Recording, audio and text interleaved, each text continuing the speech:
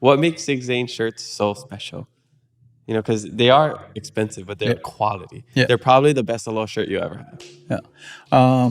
There's a few things that I feel like separate us, but okay. So we're talking about the made in Hawaii thing, right? Like you got to really think about it. We're hand printed in Hawaii, so that means there's 4 guys that literally pass a squeegee back and forth on these 30-yard tables, and then you have to think about the company that prints it. Like you got to pay health insurance. You got to pay, like, it's a full company that exists here in Hawaii. It's already expensive to live here in Hawaii. And then on top of that, the sewing company. And so we vendor out these, but we've had relationships with them over my whole lifetime.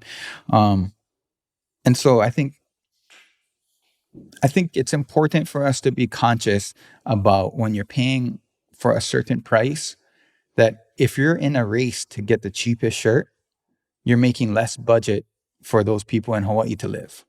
And so if there are versions of that maybe are higher in price, like I know there's some of our peers out there that are in the $200 mark, in 210 even. We have an Aloha shirt that's $245, but $145 is our general price. Just think about it and be conscious about that purchasing, that if you're really trying to get the cheapest one, you're actually making less budget for us to thrive as a made in Hawaii company. And so to me, I feel like the Aloha shirt should be in that 200 mark for it to be a healthy company, you know?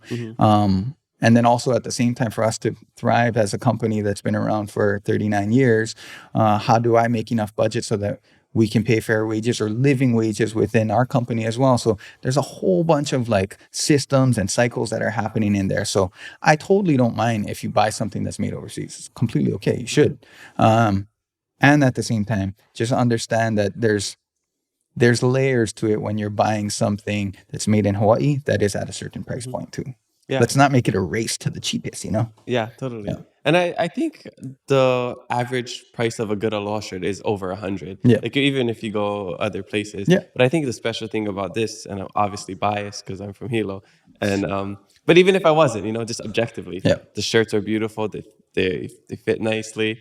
And they have that story behind it. I think it's hard to get it if you go to like a Ren Spooner or like a Tori Richards. And like I have a Tori Richards shirt, so and it's nice, but it just doesn't have the same meaning behind it. Yeah. So I think that's what for me makes Sig Zane special. Not an ad. No, I think and you're actually saying that earlier too, but like what makes us unique, I would say definitely the printed sewn designs in Hawaii. And then to add layer onto that, my dad's hand cut artwork.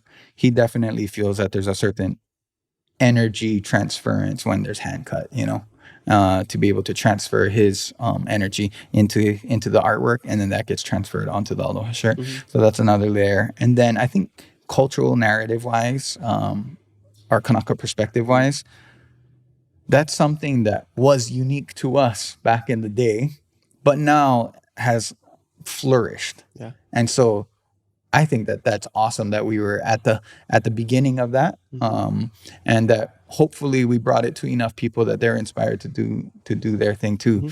But so all of those layers on a physical level, you can turn one of our Aloha shirts inside out. Actually, maybe that shirt right there. So one of them is this French seam, but I never showered yesterday, so it might smell a little bit. it's all good. But yeah, I feel like we have a signature placket, and then even our collars are a certain height, and it's all these small things that we like to put in the details. But one of the big things that my dad always made sure is that like the matching pockets is one important part, so that the form factor and the look of it is all together. And then secondly is this French seam over here. And so when you're looking at the seam, can you hold it it's up actually yeah. So when you're looking at the seam, it's really clean, and all the edges are bent in and then sewn. And so you can look at other Aloha shirts too. I mean, not to compare or contrast or anything, but this is just something that like my dad has a value towards craftsmanship. And so these are small calls that he likes to put into his Aloha shirts that I feel definitely separate us. Wow. I never knew that. Yeah. We don't really tout it. You know, we don't really like tout these kind of things, but I think these are all things that my dad definitely has embedded within the company over the years. Awesome. You know?